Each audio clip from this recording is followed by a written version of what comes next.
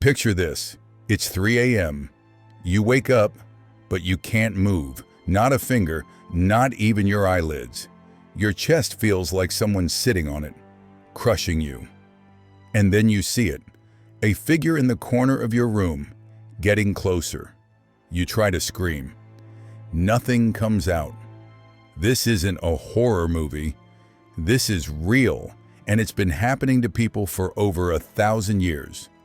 What if I told you that what you're experiencing right now in 2025 is the exact same thing that terrified medieval villagers in Russia, Poland, and Serbia, word for word, detail for detail?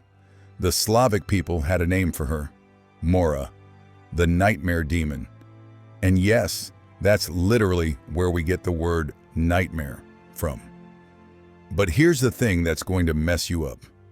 Modern science can explain what's happening to your body, but it cannot explain why millions of people across centuries, across continents, see the exact same thing.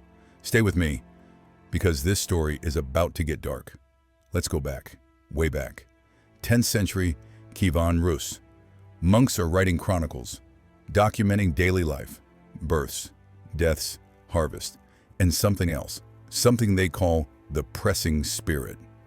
From the Carpathian Mountains to the Ukrainian steppes, people are reporting the same nightmare. They wake up paralyzed. There's a crushing weight on their chest.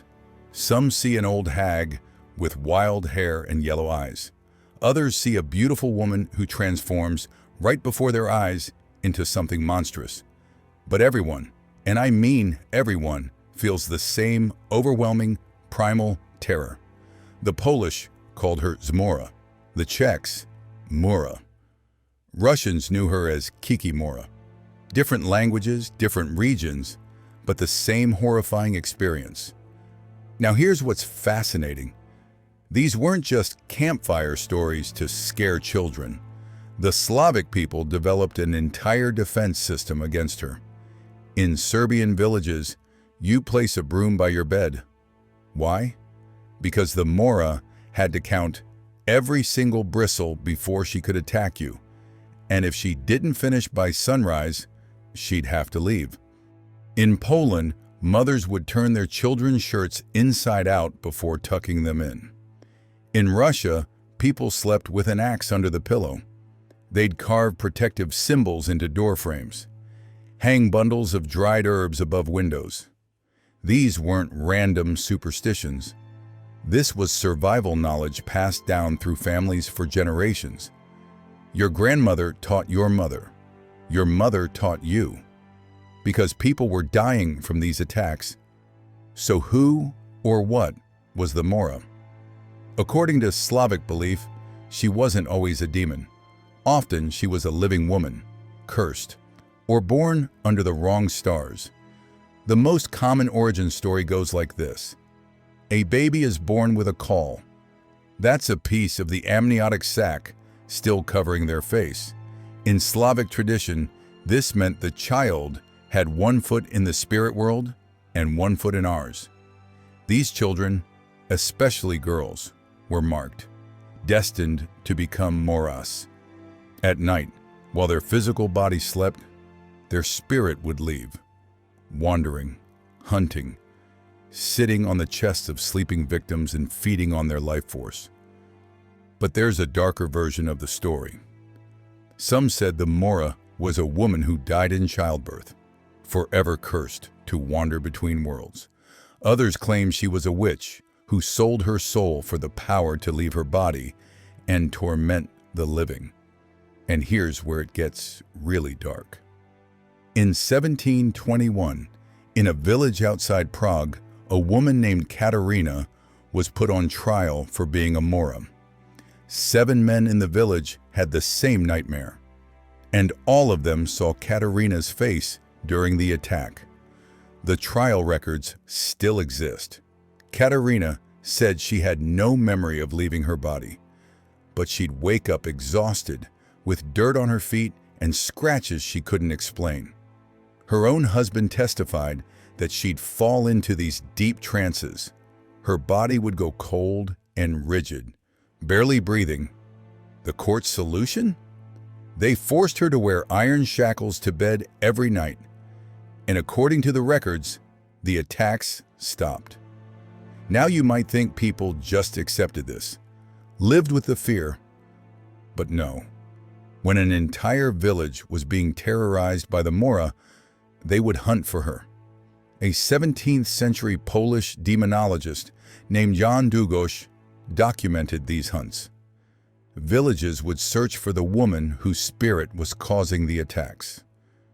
Usually someone who fit the profile, born with a call, known to practice folk magic, or just someone the village didn't like.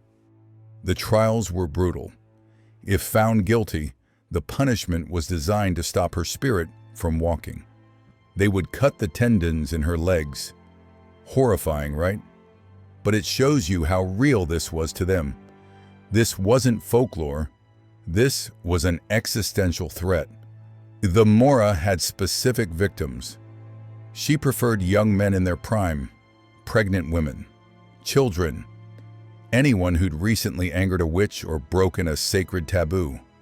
She'd enter through keyholes, through cracks in the walls. Some accounts say she could pass through solid doors like smoke. Once inside, she'd sit on your chest, growing heavier and heavier, feeding on your breath, your life force, your soul. Victims would wake up with strange marks, bruises shaped like fingers, scratches. Some claim their hair had been braided during the night. The Mora's calling card. Okay, so medieval superstition, right? People didn't understand sleep disorders back then. But hold on. In 1689, a Russian Orthodox priest named Father Dmitri kept meticulous records of Mora attacks in his parish near Novgorod. Over one winter, he documented 47 cases, and the descriptions are eerily consistent. Victims wake between midnight and dawn, cannot move their limbs, feel a great weight on the chest. Many see a dark figure. All report overwhelming fear. The attack lasts several minutes. Then it's over, and they're left exhausted. This wasn't isolated to one village. Polish church archives in Krakow from the 1640s. Serbian monastery chronicles from the 1700s. Ukrainian folk healers' journals from the 1800s. All documenting the same phenomenon. Hundreds of cases, thousands of witnesses. The same experience repeated over and over. Let's go back to Katerina's trial for a second, because there's something that bothers me about it. 7 men had identical experiences, same symptoms, same timeline, and they all saw the same woman's face. After they shackled her, the attacks stopped. Mass hysteria? Psychological suggestion? Or something our modern minds don't have a framework for? Fast forward to today. So we have a name for this: sleep paralysis. Modern sleep research has documented the exact phenomenon. It happens during REM sleep. Your brain paralyzes your muscles so you don't act out your dreams. Sometimes you wake up before the paralysis ends, complete muscle atonia. You literally cannot move. And here's the kicker: your brain, caught between sleep and waking, generates hallucinations, a presence in the room, pressure on your chest, overwhelming dread. Studies show 8% of people experience this regularly. That's millions of people worldwide having the exact same experience the Slavs called the Mora. Science has explained the mechanism. Case closed, right? And not quite. Here's what science cannot fully explain. Why do the hallucinations follow cultural patterns? In Slavic countries, people still report seeing an old hag. In Newfoundland, they call it old hag syndrome. In Japan, it's kanashibari, being bound by invisible metal. In Egypt, it's a jinn crushing your chest. Different cultures, same biological phenomenon. But culturally specific visions. How does your brain know to generate the culturally appropriate nightmare? Dr. Shelley Adler, a medical anthropologist, studied something that's going to give you chills. Hmong refugees in America started dying in their sleep. Young, healthy men, no prior medical conditions, just dead in their beds. The medical term? Sudden, unexpected, nocturnal death syndrome. The cause? Unknown. But before they died, they all reported the same thing. A crushing presence that visited them at night. The Mora. Were the Slavic people documenting a real medical phenomenon? Absolutely. But is there more to it? That's where science goes quiet. Here's the unsettling truth. The Mora never left. In modern Poland, Czech Republic, Russia, people still report these experiences. I'm talking 2019, 2020, 2025. Online forums are filled with accounts that mirror the medieval descriptions perfectly. A 2019 study in Serbia found that 23% of respondents had experienced what they described as Mora attacks. And get this, many still use the traditional protection methods. Turning clothes inside out, placing scissors under the pillow, because iron cuts spiritual bonds, sleeping with garlic nearby, drawing crosses on windows. In rural Ukraine, grandmothers still teach children the old prayers against the Mora. In Bosnia, you can walk into a market and buy protective amulets, the same symbols used 500 years ago. Why? Because for many people, the scientific explanation doesn't capture the full experience. The terror feels too real, the presence too tangible, the cultural memory runs too deep.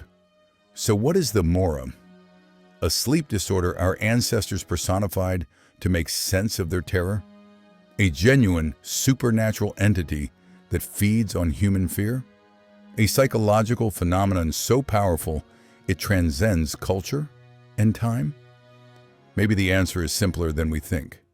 The Mora is the darkness we all fear, the vulnerability of sleep, the horror of being helpless in our own beds, in our own minds. The Slavic people gave that fear a name, a face, a mythology, and in doing so, they gave themselves power over it, rituals, protections, understanding. Tonight, when you lie down to sleep, remember this: you're not alone in the dark. Millions before you have faced the same ancient terror. And they survived. But just in case, maybe turn your shirt inside out.